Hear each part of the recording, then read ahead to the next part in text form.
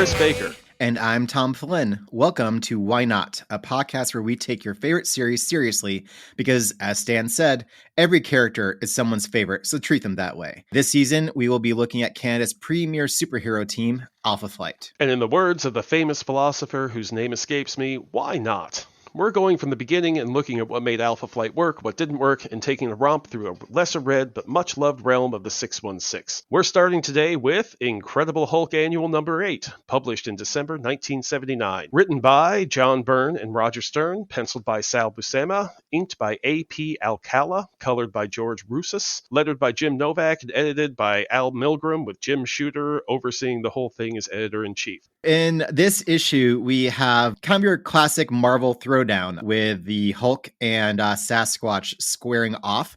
This gives us some insight into how Sasquatch and Langoswki work, kind of some of the character motivations on his side of things. And yeah, a good way to kind of introduce a character, give him some stakes, and a good comparison as it pertains to the Hulk here. And I like that John Byrne is writing along with Roger Stern, who's regularly writing the Hulk at this point in time. So John Byrne is following his creation here and helping to give that guidance. And so we get some more, I mean, it's not a great characterization of Sasquatch, but it's early, but it's more consistent than what we'll see later in Machine Man. That's going to be a rough one. All right, we're building up to it, Tom. Yeah, baby steps. Sasquatch certainly gets more depth within the Alpha Flight main series, but there is at its core a sort of laissez-faire attitude towards superheroics and really how he treats his own body. Let's be very clear here, which maybe is an aspect or a carryover from his football playing days, where a casual disregard for personal safety will likely serve you better on the field than not. I think that's a good insight, but wait till you meet Wanda Langoswki, Tom. Oh shit. I don't. Okay. You say these things and I just, God. I can't wait. It's going to be so much fun. So we open up the issue with a couple of boys never meaning no harm up in British Columbia, Canada. They see a shooting star that's actually the Hulk, who was launched into the stratosphere by Machine Man, a.k.a. Aaron Stack, in Incredible Hulk number 237. With his machine mind, I can't believe you wrote Machine Mind about Machine Man, but I'm so happy to throw this particular line to you. Oh my God. Dear listener, it's a wonder that this podcast will ever make it to your ears. Anyway, with his machine mind from his machine world and his machine land, he calculated a way to negate gravity on the Hulk and launch him somewhere that the Hulk couldn't hurt anyone. Which apparently in Machine Man's infinite wisdom would be the middle of Canada. Well, to be fair, it's away from civilization. Like, that was his goal. Once you get above a certain parallel in Canada, yeah, it gets very sparse population-wise.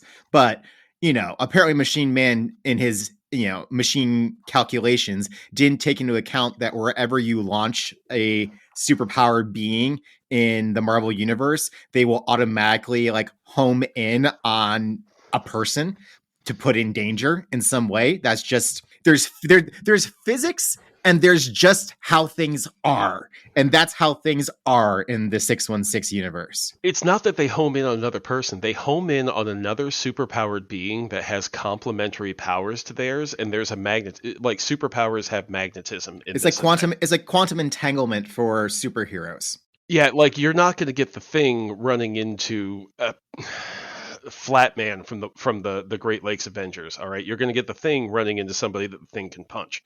You know what? We're a little bit off the way here. So, quick description of Machine Man so you can picture him in your head. He is an android, and he kind of has a face kind of like a human, but the rest of him is all purple metal. It's a purple metal body. He's got Inspector Gadget limbs, and his face is kind of humanish, but with flat red eyes, but it's clearly like a soft skin-like material that he puts on and off like a mask. His defining characteristic beyond that basic Pinocchio desire is that he's a rage-filled dick, and I mean that in a nice way. And we'll get more on him and what he's like later on. But I just want to give a quick shout out to the little-known series Next Wave Agents of Hate, where Machine Man features prominently. In addition to being a rage-filled dick, he is also an acerbic alcoholic, and I look forward to covering this someday. So Hulk, as he achieves Reachieves entry into the atmosphere, smashes through a whole lot of trees, and So many lands trees. just devastates an entire Enough area. trees that it becomes a plot point later on. And lands near a nearby attractive woman who is living alone in the cabin. We then cut over to Department H, deep beneath stately Parliament buildings in Ottawa, where Colonel Chazen is demanding Alpha Flight do something about the Hulk invading Canada. They know it's the Hulk at this point because of observations, the two guys that were seen, and the fact that there's a burning crater, not even crater, a burning ravine where the Hulk landed. Chazen is told that most of Alpha Flight is out on maneuvers. And I gotta say, they're out on maneuvers a lot, to the extent that when we eventually get to what happens in the upcoming X-Men issues we're talking about, it seems kind of questionable, the decision the government makes. But we'll leave that aside. Most of them are out of maneuvers. Sasquatch is available here. So the editor's note says that Alpha Flight is off in X-Men 120-121, which we covered last episode, but Sasquatch is with them at that flight. He smashes the plane. He gets judoed by Colossus. So why was he unavailable for... you know what? Not everything has to make sense. This is part of the joy of comics, right? I hope so, because if we're trying to make it all make sense, then we're on a fool's errand and we're both going to lose our minds. We're not trying to make it make sense, folks. We're trying to make it make fun. Make fun. Oh, that came out wrong. That came out perfect. So Sasquatch's strength has already been shown to be unearthly and Hulk level or near Hulk level. So of course he's going to be the one that gets sent in to score off against the Hulk. All right, so I actually looked it up. In the next page, he's shown towing a Coast Guard vessel, and I looked it up, and it's a 28-ton Coast Guard vessel that he lifts the bow out of the water so that they can repair it. So they're really playing this up that I don't think the Thing can do that. So I don't think Colossus could do that. Well, it's also an interesting, and this is just me pulling in something from a completely different comic, but there is the Superman graphic novel that Kurt Busiek did where it imagines Superman in the real world. And there's a scene in there where he stops a runaway train, but it's actually talking about how he doesn't stop it from the front. He grabs it from one point and then carefully stacks it because of the weight of it. If he just sort of grabbed it from the front, the whole thing would just explode around itself because of the weight and the force and all that. So that's Sasquatch. Every time I see some sort of feat of superhuman strength where they just like lift like an airplane or a Coast Guard vessel from one point on its hull, all I can think of is the thing just snapping in half because of the back weight on it and how it's not really supported. So yeah, Sasquatch is clearly super strong, and maybe he has some sort of like telekinesis going on there too to hold the rest of the thing together. I don't know. This is me just being petty about how they draw these things, I guess. Man of Steel, locomotive of Kleenex. So there's an expo dump here, and the military bosses tell us that Langoswki A found a way to transform himself into Sasquatch, and B, he was a Department H operative before he could do that.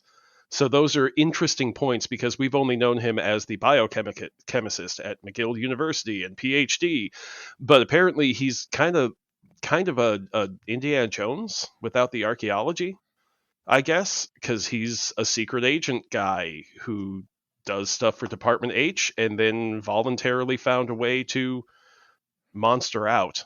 From all the characters and Alpha Flight's interactions with the Canadian government, from like backstory that's given, it seems like Canada is engaging in a lot of clandestine work, and for some of them, a lot of clandestine wet work. And that's a take, I guess, on how Canada functions in the world. But the Marvel Universe, Canada is truly a dark and horrifying place based upon what we see of their government and what they do. That's why we love Alpha Flight, Tom. So Colonel Chazen also calls Sass an orange Wookiee because it's 1979 and Star Wars fever, man. We find out also Dr. Walter Langoswki is an authority on gamma radiation and is giving a guest lecture at Simon Fraser University in British Columbia when a military man delivers him a note from H. Langoswki perks up at the chance to face off with the Hulk and happily heads off to do his patriotic chore. That seems weird. I mean, I know it's 1979 and like the Hulk we haven't had the power creep that we're going to see through the 90s and then onward until it's ridiculous. But I don't think anybody in the 616 wants to tangle with the Hulk. that's also good characterization, and it does carry through with Langoswki. Like, He's the this dumbest is, smart guy you know. yeah, kinda. I mean, like he is a bit of a brick. I mean, he's more than smart enough to figure out how to use gamma rays to do all sorts of stuff. He figured out how to turn himself into a super powered beast. You know what he reminds me of? He's Scott Lang. Ah, Oh no, I got back up. I said the wrong fucking name, Tom. you meant Hank Pym. I did mean Hank Pym. We're gonna cut that out. Nope, you know who he reminds me of, Tom? You can try your damnedest, but I'm the one that edits. That's staying in. He reminds me of Hank Pym, Tom. However, he doesn't have like the pluck and the sheer just pomposity. Of course I'm going to go out and do these adventures. I'm a big adventure guy. This is what I do. And I've read a lot of Silver Age Ant-Man, and I'm struck by how just arrogant and plucky he is about it.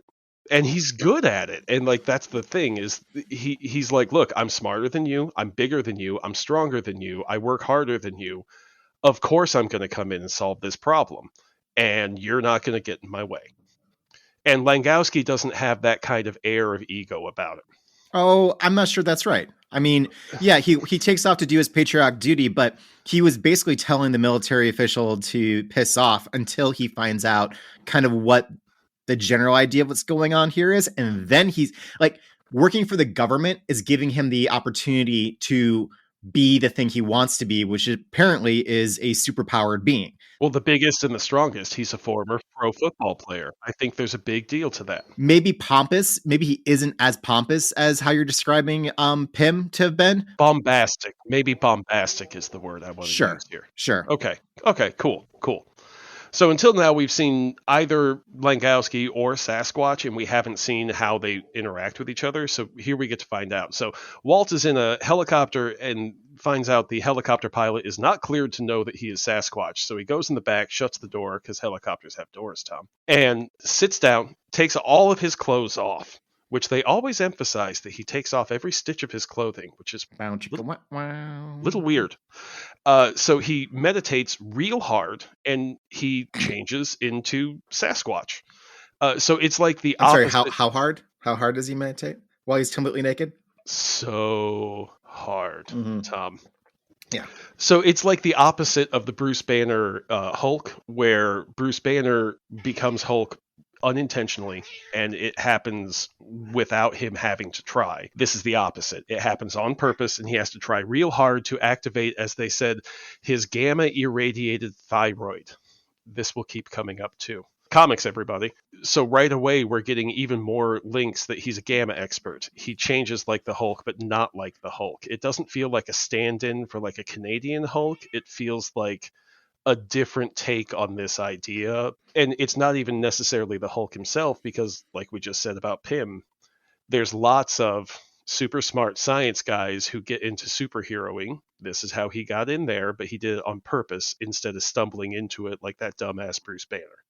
Instead of finding the Hulk when he drops from this helicopter, he finds that, once again, the attractive woman at her cabin. No, Tom, you have to read the script. I wrote conveniently located attractive woman for a reason, because she's very conveniently located for this story. This is, again, dear listeners, this is the second time that I've avoided saying the conveniently located attractive woman outside her cabin. I think it happens 3 more times. I know what he's trying to do.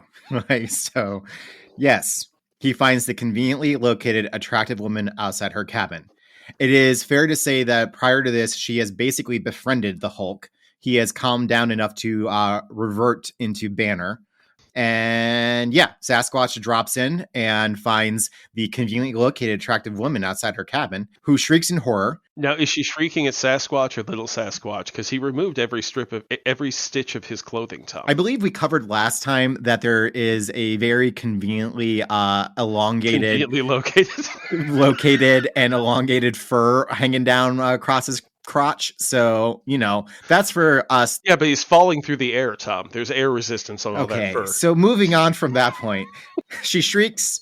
Bruce runs out with a shotgun, and before he can unload on Sasquatch, God damn it. So before he can blast Sasquatch, he stops. he being Bruce, because Bruce knows all too well what the situation feels like on the other side of the barrel. Yeah, this is a really cool point. This is what the Hulk stories are great at. They have absolutely ludicrousness for like 80 or 90% of the issue, and then they just throw in these heart-tugging moments where you're like, oh, that would feel that way, wouldn't it? That's what I really appreciate about the older Hulk stories, is that they have some really genuine emotional moments surrounded by just the stupidest stuff you can imagine. Well, and it's also interesting. Again, this is maybe overreading the characterization a bit, but this is also Banner making an assumption about what is in front of him. That this is someone in a Hulk-like state, not unlike his. Langoswki isn't. Langoswki is at least at the moment in control, and he chose this life where Banner very much did not.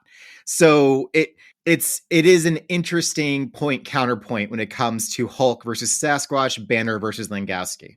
Yeah, and so Sasquatch knows that Bruce Banner is the guy in front of him and knows that Bruce Banner is also the Hulk, and proceeds to, like, almost like a gorilla with a toy in front of him, like, start batting at Bruce Banner, trying to bring out the Hulk, which at that moment I was like, what are you doing, Walt? Don't poke the angry rage monster. Yeah, it's an interesting choice to I don't really think those were his orders per se. Correct. The Hulk was stopped. He had succeeded in his mission at this point in time, and guess how he's going to end? And this again points to what his actual motivations are for being an agent of the Canadian government. It isn't necessarily to achieve Canada's goals. It's shit. I get to go fight the Hulk. Oh, I'm so in for that. Which great. It sounds like he really excelled in his NFL career, and then kind of bottled that stuff up and went and did this other intellectual stuff to prove that he could be the best at that as well. But he's still got that I want to prove myself drive in terms of just sheer strength.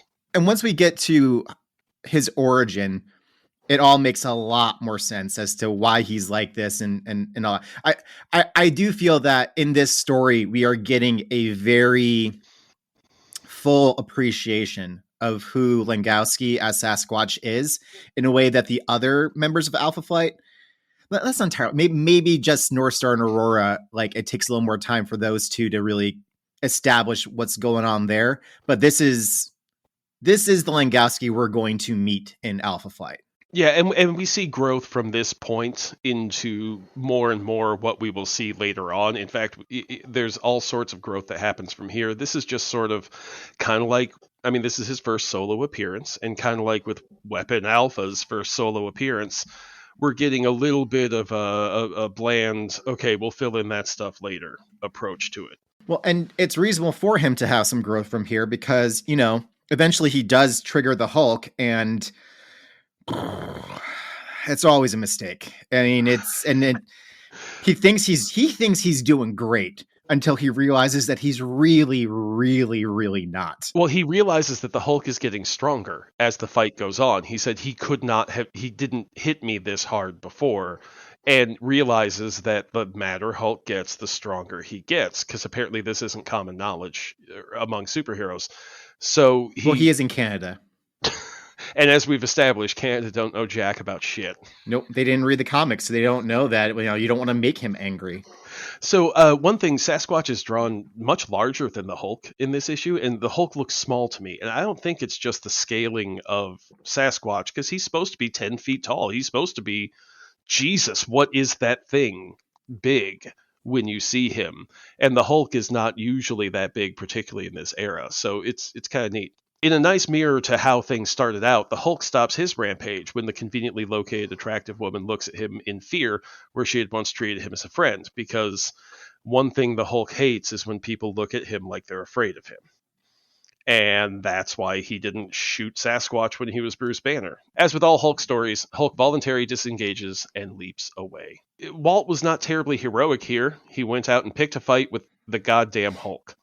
I mean, if you're supposed to be addressing a national security risk, making the Hulk show up isn't how you do that, but whatever. He's not a national security risk. He's anything that's around him that pisses him off risk, and they keep sending in people to piss him off.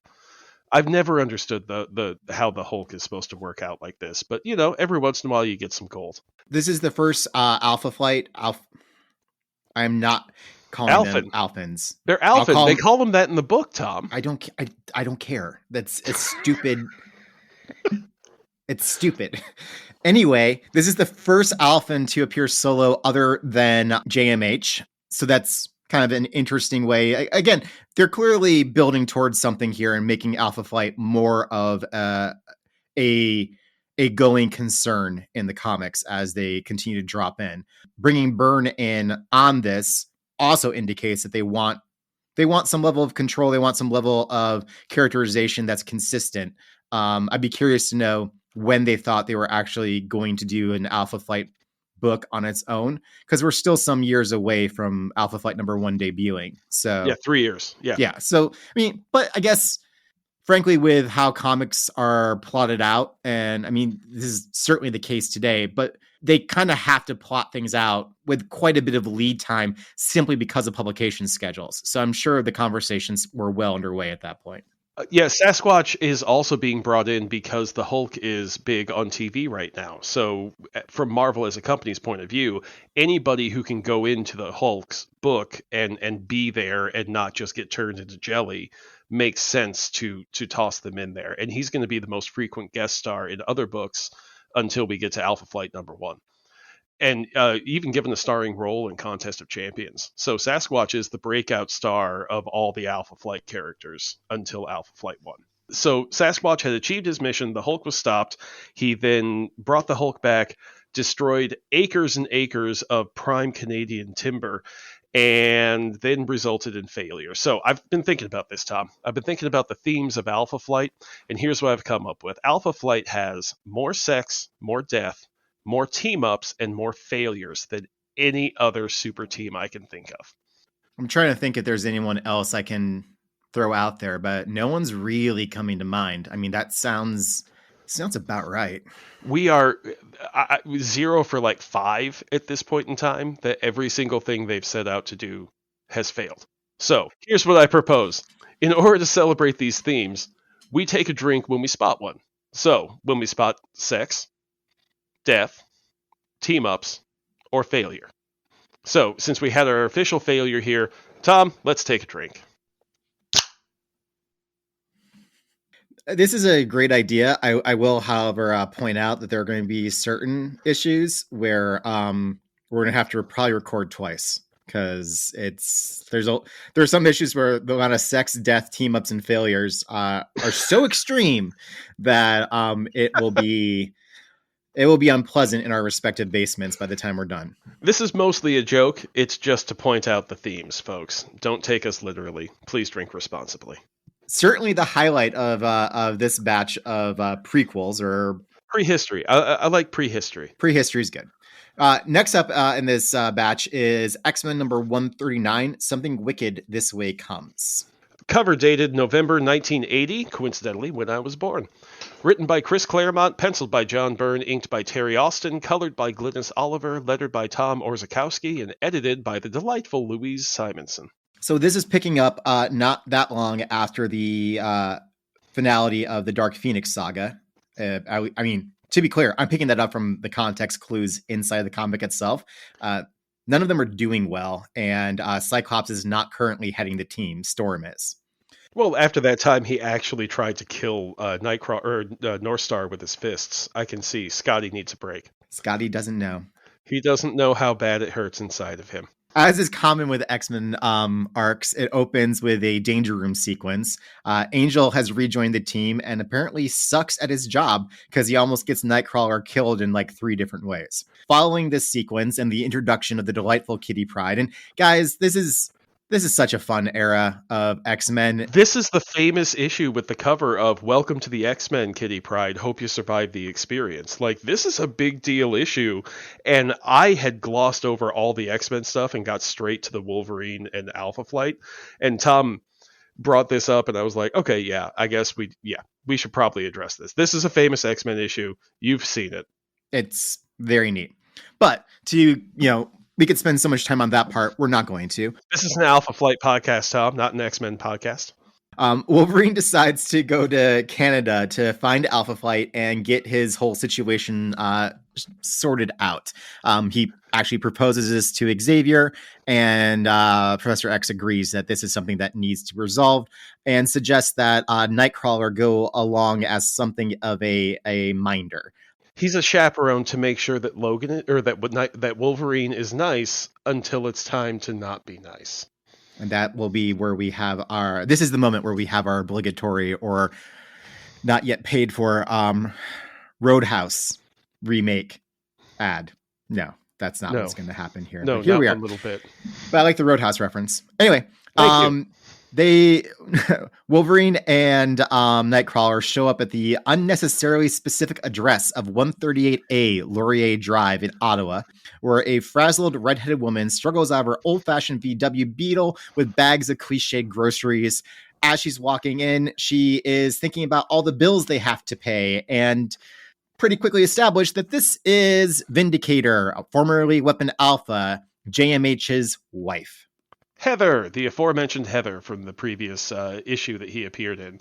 She works as a secretary, totally normal middle-class person who happens to be married to a superhero. I like the little bit where she is looking at her bills and says, how can so little cost so much? And it's also an interesting point of James is the leader of Canada's superhero team, state-sanctioned superhero team, and they are not really making ends meet. And he's drawing a straight-up government salary. He's not living in Avengers Mansion. He's not living in Xavier's Mansion. He's not living in Four Freedoms Plaza off of all of his invention money. No, he's renting the second floor of a house that's clearly being that floor is being rented out by the owner of the house so that they can try and make ends meet.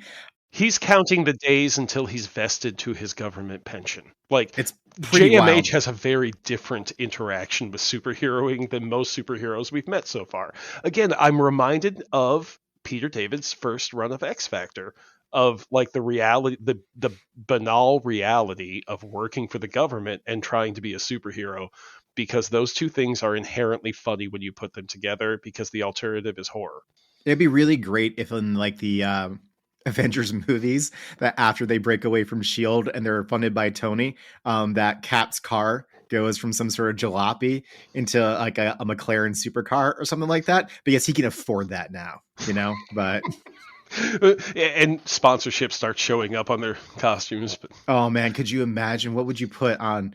I'm trying to think of what you could put on. Roxxon Oil Company would absolutely be all over everything that they could. I feel like Wolverine would have 4 Loco ads running down his arms. Just tequila ads. Just straight tequila. Which is funny because as Heather enters her apartment, the doors open. She's a little worried there's an intruder, and then she hears a burp from the kitchen, bursts in to find Nightcrawler and Wolverine just hanging in the kitchen. And oh no, Wolverine! Chris, I'm gonna let you describe what Wolverine looks like as he walks in, because it is magnificent. He is splayed across her table and chair. He's leaning in the chair and got his feet up on the table. He's like a short, hairy sex buffet. And he looks at her, and as she's got the broomstick up in the air, ready to hit the intruder, he says, "Oh, Tom, you're doing Wolverine's voice, so here you go."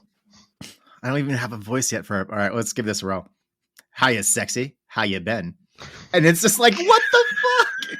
He's got a beer in one hand, a cigarette in the other. He's just completely comfortable and at home. And also there is such a smirk, an intentionally drawn smirk on his face, that he knows exactly what he's doing and what the reaction is going to be. And what is the reaction? She beams a huge smile, leaps into his arms, and carry on like they're old friends with scare quotes around it. Meanwhile, Nightcrawler is just what am I in the middle of? I almost wish that there was a caption over Nightcrawler's head that said, "But I thought she was married to James." Any number of things, mein Gott. But she immediately calls him Logan, which again, so Nightcrawler has gone from, we broke into this person's house because that's a really good way to start a conversation about how I want to formally resign, to this woman bursts in holding a broom in shock, to her lunging at Wolverine and hugging him as if they've known each other quite well for some time, to Wolverine being called Logan. And also, I gotta say, this is pretty shitty of the X-Men, because Nightcrawler says, "Is that your name?" Oh, no, I'm doing Nightcrawler. Fine, go ahead. Well, no, I'm trying to keep it consistent for the listeners. No, go ahead. No, go. They care. Go. They told me they care, Tom. Go ahead. So Nightcrawler asks, "Is that your name?" Yep. You never told us. You never asked. Dude, Laidback Wolverine is so cool. It's just like, this is such a more interesting character in some ways than what I feel like. Once we get deeper into the 90s, it becomes such an action fest that there isn't as much time for this kind of characterization. And this is delightful. This is a guy you want to get a beer with. Like, this is fun. Yeah. You want Wolverine to want you to be his friend, but you know that you're not cool enough to be his friend. Pretty much. So Heather is completely aware of Logan's run-ins with JMH. It's so nice to be able to call him Logan now instead of Wolverine. It's just fewer syllables, you know? So she asks him, "You're not here to fight Mac again, are you?" Like Princess Peach asking Mario if he's here to stomp Bowser again or something. She then says that JMH is not around at the moment, that he is off in the Hudson Bay with Alpha Flight. Department H called him in. Is this the first time we officially see Department H, or was that with Langoswki in the previous issue we discussed? Technically in the previous issue we discussed, but that issue is technically published the next month along with the second part of this series. So this is the first reference to Department H that I recall seeing. Cool. So this then cuts over to Vindicator flying and doing his usual narration of how great his battlesuit is and how freaking weird it is that he has a battlesuit and that he's a superhero. And again, reinforcing his relationship with superheroics being a bit different than most other folks. Specifically, he doesn't like putting his life on the line. He said he really doesn't like the danger aspect. He likes doing cool things with his suit, but not in a showboaty way. It just seems like he's a guy doing the best he can with what he's got, and we all have parts of our job that we don't like. He is in the Hudson Bay with Dr. Michael Two Young Men and Corporal Ann McKenzie of the RCMP. The others are off doing something we'll get to shortly that I'm not looking forward to. It's a silly adventure over in Machine Man number 18. And Tom, how dare you besmirch the glory of Tom DeFalco's writing? I'm being sarcastic, Tom. Anyway, they are in the Hudson Bay tracking something very dangerous and have not had any luck for over a week, which is leading to some pressure from the government as to what's going on and can you possibly resolve this faster. Suddenly, Shaman, Dr. Michael Tielemans' mystic alarms go off, which is, I mean, I guess if they're mystical, then that's what they are, but it was just it's a very strange phrase. Look, magic never makes a lot of sense to me, and so when a magic user is involved in a book, I'm just kind of like, all right, look, they can do whatever they want. That's literally what magic means. At least they have, the pouch and the powders motif for Shaman to have, like, something or other. It's not just waving your hands about and some glowy bits happen. So JMH, Michael, and Anne are all replaced on panel with Vindicator, Shaman, and Snowbird. Full costume, action star effect behind them, guitar sting, 80s sparkle sound effect, you name it. That's all clearly taking place in this panel. You can taste it. It's a lot. It's 1980, man. Just 1980 on the page. And I think you know when I say you can taste it, I think you know what I mean you can taste. Anyways. No, actually, I don't know. I might cut that part.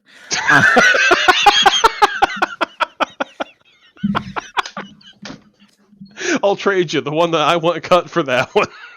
We'll see. So Snowbird shifts into Polar Bear to go outside and secure the perimeter.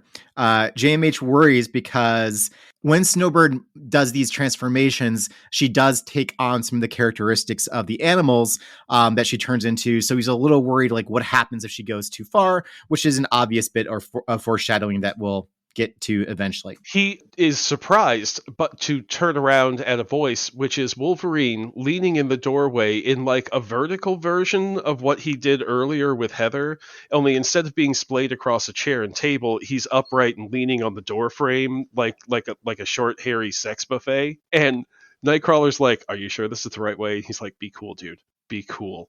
I used to be. Look, I know this guy. So tensions rise. The macho starts happening because apparently that's how Logan and JMH interact with each other. Is it brings out the macho ness for them, and things get calmed down when the polar bear form of Snowbird comes back and nuzzles Nightcrawler from behind, causing him to leap onto Wolverine as would a small child in fear. It's really, really funny. I think also proportions are slightly off because it does make Nightcrawler look like he too can shapeshift, and he got much smaller than he was at the outset. Snowbird mockingly teases Nightcrawler while he thinks, how does she do that? I love Claremont Nightcrawler. He's just so much fun as almost a fully realized character and without the weight of everything that builds up later on. He's great.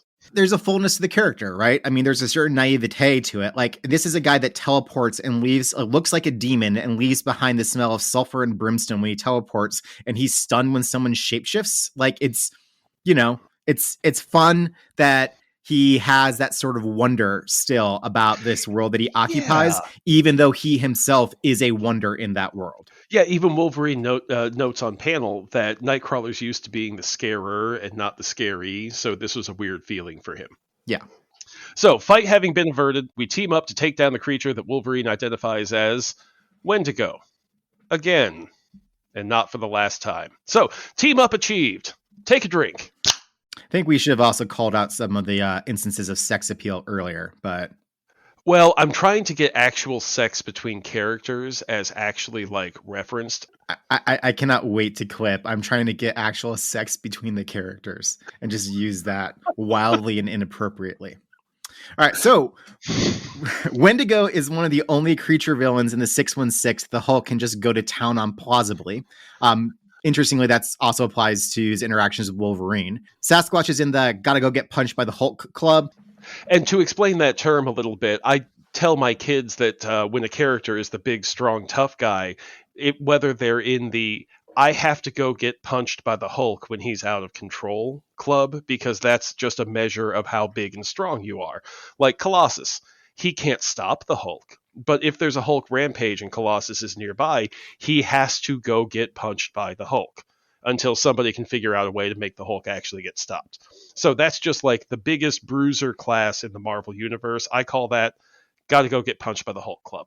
So a Canadian monster here is a very easy in to connect these characters together. We've got a Hulk level strength with Sasquatch. We got the Hulk has been around himself. We've met Wendigo before, or at least Wolverine has. That said, Wendigo sucks as a monster. He's mindless. There's not like a lot of outthinking. It's just that he's incomprehensibly difficult to injure, and so you can't actually slow him down or stop him. So, except for Earth X Wendigo, he's delightful because it's Jamie Madrox who ate one of his dupes when he was starving and got hit with the Wendigo curse, and so all of Canada is overrun with Wendigos that are all dupes of Jamie. Huh. I forgot that part from Earth X. I don't remember that. There's a lot to forget about Earth X because there's a whole lot that happens. So Wendigo is roughly 9 feet tall, completely white fur, sharp claws and teeth, kind of a similar look to Sasquatch, though Sasquatch has a bit more, and as we discussed in the first episode, his features are a bit broader, a little bit more simian, and also a little bit more herd animal-y, whereas the Wendigo has a predatory maw. Like, he looks a little bit wolfish and is defined by the need to eat human flesh. The Wendigo is a curse. It is not actually like a particular species. It is triggered when a human engages in cannibalism. I guess triggered when they do so up in Canada. Yeah, I believe it's north of the Arctic Circle. Okay. And then the curse applies, and that creature, they don't change back into their human self. They are simply Wendigo, and they just carve out a trail of destruction as they move around the area. Yeah, Wendigo will keep coming back. There will be changes to how the curse goes on or propagates itself, and we'll get there in time. I'm really looking forward to it. But so for now, Wendigo is a punching bag in order to give Alpha Flight something to do because they have a bit of a Wendigo outbreak up there. So Wendigo killed a camper, left the traumatized toddler behind, and carried the mom and the baby away because, as Wolverine tells us, he prefers fresh killed meat. Nightcrawler bamfs away to get gear from the car, leaving a startled Snowbird wondering, how does he do that? Again, the incredulity of all these characters who can do wild things to be stunned when someone can do something. It's charming, I guess. You know what? It's charming in this issue because it's so well played, because it's the precise interaction of those two characters. Yeah, it's these two lines. That's it. It's just well written in this way. If it was constantly done, if everyone was saying it, it would just get so tiresome so fast. But no, this is good writing, developing these characters and their interactions, and in some ways, some of the stakes of what it means to be a superpowered being in this universe. Also, not to spoil anything, but technically Snowbird's only about like 6 years old. So it's kind of showing that she's got that naivety and wonder still going on because she's still learning what the world is around her. And but that comes up very soon, don't get me wrong. The issue ends on a cliffhanger as Wendigo attacks Nightcrawler, and that brings us to the Uncanny X-Men number 140, fist to fist with the savage fury of Wendigo. Wendigo always refers to himself in the third person, and all he says is Wendigo. I mean, I don't know if it's referring to itself. That just might be the sound it makes, which then determines its name. You know what I mean? I don't know how you'd make a sound that would sound like that, but I'm curious to find out. Okay, it is a mystical beast that triggers when someone commits cannibalism north of the Arctic Circle, and we're going to get really into what kind of noises it can and can't make. Do you think it sounds like a hippo? Huh. Maybe a giraffe. So, same creative team as before, except it was led by Tom Orzechowski. So Nightcrawler manages to jump around all nimbly-bimbly, do some trick teleporting, gets knocked a few city blocks by the Wendigo through the woods, and he hits the cabin where our team-up is planning their move. The conveniently located, attractive cabin. Ooh, I like this trope. This is great. Yeah. Narrative function. We now have a thing. Well, before we pick up at that point with Nightcrawler just unconscious, Wolverine about to go do his thing, inviting others to help, and we'll get into all that. I just want something that we didn't really get into about the previous issue is that the three members of Alpha Flight that are present are trying to track down whatever this thing is that they eventually discovers the Wendigo in the Hudson Bay area. The narration states that this is a bay that's larger than some U.S. states, that the coastline is so vast, that this wilderness is so big, and they really, really are playing up how dense the forest is and just the scale of it, which is something that really shows up in Alpha Flight proper, is just the size of Canada, how much landmass it actually is, and just how much nature there is up there. I think it's interesting that they're doing it here because it becomes such a part of how Alpha Flight functions in the series proper. Once we get to Alpha Flight number 1, literally transportation issues to get to where the problem is keep a member from arriving at the fight on time, because how do you travel 800 miles when you get the notification that you need to be somewhere? It's a legitimate logistical thing that makes American logistics look easy. Rushing out to join the fight, Shaman, Vindicator, and Wolverine see Wendigo pick up a truck. Vindicator blasts it apart, sparks a fire, Wendigo retreats. The important part of what this fight really goes down to is that Snowbird transforms into a white lowercase Wolverine and goes completely, wildly, savagely Wolverine on Wendigo, which injures him enough and fast enough to subdue him in a way that uppercase Wolverine could not accomplish. So, I guess that would be a failure for Wolverine. In the process of doing this, Snowbird gets completely lost in the animal mind of the Wolverine. Logan then is the one that calms her down. And while he reflects on how he really just wants to throw down, he knows that's not the right way to do it. And so he talks her down, talks her through it.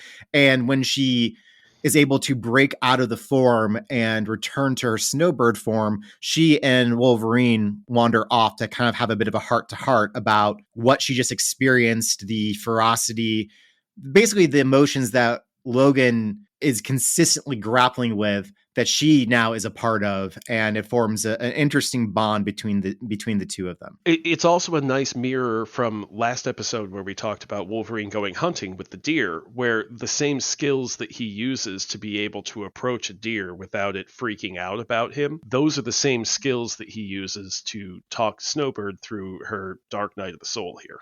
And it's the balance between Wolverine's ferocity and his humanity. And this is also the payoff on the foreshadowing established in the previous issue of JMH worrying about what happens when Snowbird shapeshifts. Again, this is just quality, tight writing, and it's all serving to really establish characters in the scantest of panels, quite frankly. So Shaman performs a long and exhausting ritual to break the Wendigo curse and free the man inside, who is immediately arrested by Vindicator because he voluntarily became Wendigo and thus was responsible for his crimes.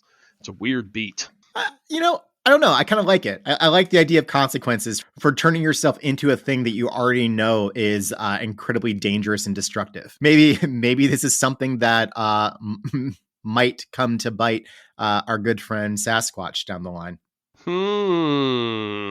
That said, Vindicator is kind of a tool here. He's clearly a guy who does what he's told. That he was sent here to stop the Wendigo, got briefed on the Wendigo, and they said bring him in, and so he brought him in because that's what the boss man said. Yeah, very much so. I think we've been seeing that, though. I mean, obviously we get a lot more of that once we get his origins, get more of him in the Alpha Flight series proper. But even in just his his internal monologue, he's not a superhero because he has this desire for adventure or this really strong code driving him to perform superheroics. It's his job. Yeah, but he doesn't refer to it as a job. Like, he's not just, oh, I'm just Mr. Joe guy going in to do a job. They don't make that a part of the character. But I think you're absolutely right. He's not driven by, truth, justice, and the Canadian way. There is an element here of Vindicator, JMH, kind of just in some ways being a cop. I mean, that's kind of how he's functioning for the Canadian government. This issue wraps up with Wolverine being told that he's free and clear, that Vindicator will make sure that is understood by the government and there won't be any further attempts to repatriate, as perhaps a polite way of putting it, repatriate Wolverine to Canada. And he also tells Wolverine that he's a free man and should come back and visit Heather and he. We're your friends, Logan. We care about you and we miss you. Oh, this is such a 180 from how JMH talked and approached Logan in his first appearance. Like, that was a generic brawling fighter guy, and he's been replaced by a reluctant superhero who is buds with Logan. Buds with Logan. This issue also ends, though, with Vindicator making good on his promise to talk to the government. Oh, no, he's not just there to talk to the government. He is there to talk to Joseph Philippe Pierre Yves Elliott Trudeau, the Prime Minister himself. And in that conversation, he is told that, JMH is told that Alpha Flight is being shut down, that things are getting tight budget-wise, and the government isn't really so sure about this whole superhero thing, and that all of the members of Alpha Flight will continue to be supported and will be, I guess, reservists. Well, no. What he says is that they will get to keep their security clearances and their status as Royal Canadian Mounted Police auxiliaries. So they are technically cops. You're right. They will function as a law enforcement free agent, essentially, and be able to get access to classified information. I mean, this is just such a weird move. Like, you've got Alpha Flight being deployed all over the place. They're constantly out on maneuvers, putting out some sort of fire. I'm literally in this issue putting out a fire. And they're clearly not, let's be clear, they're not breaking the bank as near as I can tell, because like JMH is barely making rent. Like you're where's this Canada. money going? If I was JMH, I'd be like, you know what? I'm behind on my electric bill. What do you mean money's tight? Where's all this? I know what our budget is. Where's that going? This does then start to play into some of the eventually some of the creepy shit that the Canadian government's getting up to behind the scenes. Because from our vantage point, I think we've got an idea of where the money's going to, and it ain't good stuff. So there is that too. Well, and the page here ends with the cryptic narration, an ending of sorts, yet also a beginning of a new, possibly brighter chapter in the life of Alpha Flight. Clearly, they knew what was coming. This was a way to almost finish off, let's say, the backdoor pilot of Alpha Flight. Yeah, they've had a whole story here that's just been not in the background, but interstitched with these X-Men issues. That there's like been character progression for all of them. They are different than how they started out the story. Like, this is good writing. This is how you introduce a team into a world that is already living and breathing. And taking that as a jumping off point. I want to savor it for just a minute more, Tom. Don't make me do this. Going from some good writing to, I mean, look, guys, the whole premise of this podcast is not to yuck anyone's yums, and we're going to spend a lot of time talking about something that a lot of folks don't really care that much about, but to be totally transparent, that Chris really cared about and that I now care quite a bit about. So yeah, not to yuck yums, but I don't know what the hell this Machine Man issue is. I don't know why this comic really, like, it just... All right, so we're going to cover Machine Man number 18, Alone Against Alpha Flight. And I almost canceled this podcast after I had to read this. Yeah, I understand, but let's get through it. Rip the Band-Aid off, all right? I know you're a hairy guy, so ripping off Band-Aids is unpleasant, but... that was just really not called for, but okay. I got your mind off Machine Man. Not for that long enough. Written by Tom DeFalco, penciled and inked by Steve Ditko. Hey, Steve Ditko! Colored by Nell Yomtov, lettered by Diana Albers, edited by Dennis O'Neil, with a cover date of December 1980. Okay, before we go any further, do you have the issue up in front of you such that you can read off the descriptors that are added to all of the people involved in the creation of this issue, to their names? The actual credits that are listed in the page read as followed. Perfidiously produced by Tom DeFalco, whose writing is justly slurred, Steve Ditko, an artist absurd, Diana Albers, she letters like a bird, Nell Yomtov, his colors are often blurred, Denny O'Neil, an editor never be stirred, Jolly Jim Shooter, who commands the last word. And there's an editor's note here that says, from Jim Shooter, saying, "See, I told you I'd get even with these tiresome turkeys for insulting me in last issue's credits." This is the type of stuff that Marvel did all the time. And it was delightful as a kid. I kind of read it as Shooter being a dick, but okay. Shooter is a dick, and I agree, but he's good at what he does with this. Fair enough. Okay, so that was the highlight of the issue. Moving on. So, ignoring the Machine Man parts of the book, we find out where the rest of Alpha Flight was during the last arc. Langoswki, Jean-Paul, and Jean-Marie get paired up with a secret agent to evade America by limousine. Well, because no one expects a limousine full of Canadians. Let's be clear. No one ever expects the Canadian limousine, Tom. Do not Google Canadian limousine, people. So is this a team up? Does this count? I mean, the guy gets lines. He has a name. It's Agent K. He's the real hero here, but we're not here for the story, are we? I would not classify this as a team up. Okay. It's also the first time John Byrne hasn't been involved in an Alpha Flight appearance, and it really boy, shows. Howdy does it show. Yeah, first on the cover, the twins are colored with blonde hair, and then in the issue, they have white hair with like blue highlights. It's just ludicrous. They don't look remotely like themselves. No, like they're just completely... If you told me those were different characters, different Canadian superheroes that could move fast and make a blinding flash of light, I would believe you, because they just don't look remotely... I mean, the uniforms almost don't... And Sasquatch is about 2 feet shorter than usual. He doesn't have that sweet Jesus, what is that thing aspect to him. He's just a big hulking dude. Yeah. And it's... So, they arrive in New York City. Langoswki suggests that they search the phone. Okay, we haven't even gone into why they're down here. And the reason they're down here is that the Canadian government received information suggesting that when Machine Man launched the Hulk into Canada, thus leveling all of this pristine timberland. Oh, yeah, this is where they make a point of that, of saying how much economic impact was done by the Hulk knocking down so many trees. Now, they don't reflect on how much further economic impact was caused by Langoswki re-triggering the Hulk and then having a little like throwdown with him. I think that's where most of the damage came from. Maybe he allotted that in his report. Who knows? I don't know that Walter always wants to take the most responsibility for his actions, but setting that part aside, they received information that Machine Man did this purposefully. that he hypnotized the Hulk and sent him to Canada to do damage, and that this was a clandestine attack on Canadian sovereignty. Yeah, it's a loosely sourced document that was slipped into government channels that caused a whole lot of international violence. So unrealistic, Tom. These are two of the two interesting points here, is the idea of the manipulation of foreign governments to impact an election, and also the obsession. Machine Man's got two nemesis in this issue, one of whom is a politician who is railing against automation and what a it's US going senator to that, running for president.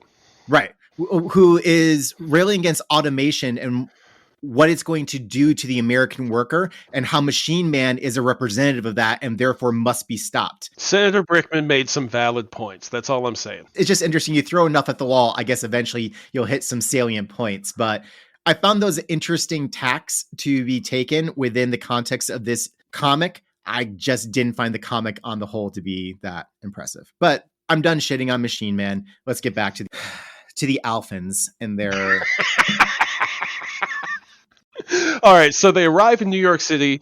Walt suggests that they search the phone book for Machine Man's known alias. The twins laugh him off and head out to party their way through New York. Now, Tom, I wit and I looked. So this is published December 1980. There are inconsistent dates given, but Studio 54 closed sometime around the end of 1980 or very early 1981.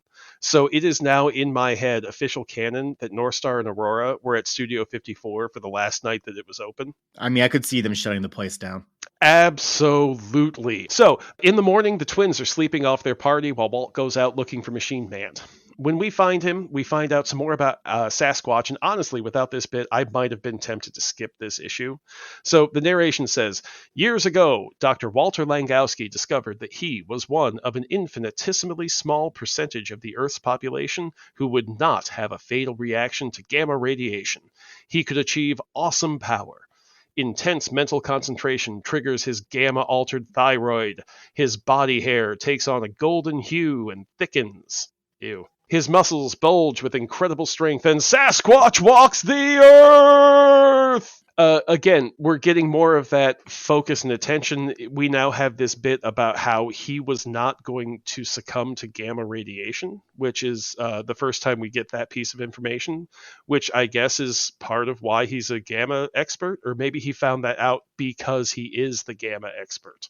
So apparently it's like him, Bruce, Doc Samson, and Jen Walters. That's who can... That's it. That's everybody. That's the extent of what matters in this issue, except, and we've been crapping on Machine Man, but there was one part here towards the end that really made me want to go read some more Machine Man. At one point, he disconnects his head from his body, and it flies about using it as a battering ram to free his body from its captivity. And this damages the face part, the soft face part that we mentioned of his head. And he's not really human looking to begin with, so his face being damaged isn't a matter of him passing as human, but he turns to the goons and he says, "Are you all quite satisfied?" And then he beats the piss out of the whole room, just rage, and he's screaming at everyone, "Are you satisfied? Are you? Are you?" And he snaps out of it just before he literally beats Sasquatch to death. And the ending narration is, on a lonely, wind-chilled street, a brooding robot ponders his flickering future. He has seen the darkest side of his soul, and the sight has sickened him. Burdened as he is, how shall he face the morrow? How? A robot who felt enough to be so enraged at his only connection to humanity being destroyed and damaged through a fight that he didn't actually seek out was really compelling to me. And I think that he suffers from his setting and his support cast. I think that this core of the character, it made me want to find out more. This isn't a cold and calculating data. This is a robot who feels things and doesn't know what the hell to do with it. And I think that's a really good point. I did not necessarily dislike the character of Machine Man. I just disliked the rest of the story and how it was built around it. Yeah. The villain, Madam Menace, that he was going against felt very cookie cutter. It all just felt very slapdash. But you're correct. The core of the character is engaging, and there is definitely a lot to work with there, which actually makes it kind of an interesting counterpoint to what's being done with Alpha Flight here. Mhm. Machine Man has his own series, and without having read the rest of it, this issue at least feels like the level of thought and care isn't quite matching up to all the potentialities that are like inherent in the character.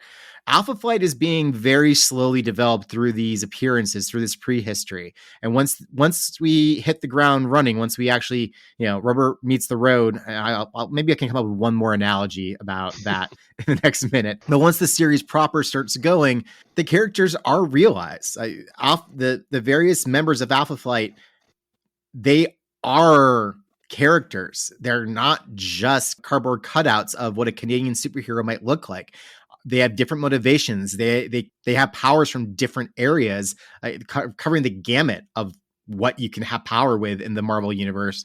And I think, again, this is not like it was an intentional thing, because it really didn't do a lot of favors to the Alpha Flight characters in this issue. But it is interesting to see them in a comic that maybe isn't at that moment doing everything it could with the character it has. Well, and once again, they show up into a situation where what they thought was going on is not what's actually going on, and they realize that they're being used by somebody else, and they fail at their mission. So, all in all, you understand why Joseph Philippe Pierre Yves Elliott Trudeau has cut their funding and canceled the program, because they are wildly ineffective at what they were hired to do. We got a big change in status quo here. We're going to pick up next week with some more guest appearances, Tom. Oh, God. We have Marvel 2-in-1s, we have several more Incredible Hulks, and we have that incredible proto-crossover Marvel Superhero Contest of Champions starring one Mr. Sasquatch. So I'm looking forward to getting to it next week, Tom. It's been fun. And till next time, where we pick up with Canada's premier superhero team, or not anymore.